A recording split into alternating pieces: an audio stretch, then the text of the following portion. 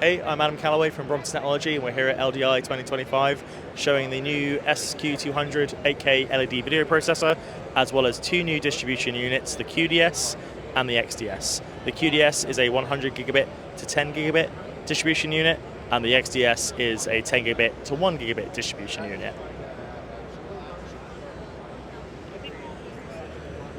Coming around to the rear of the unit, you can see that we have two 100 gigabit AV over IP inputs for SQ200. We have two 100 gigabit Brompton to Sarah outputs, and we have three independent 100 gigabit channels for expansion.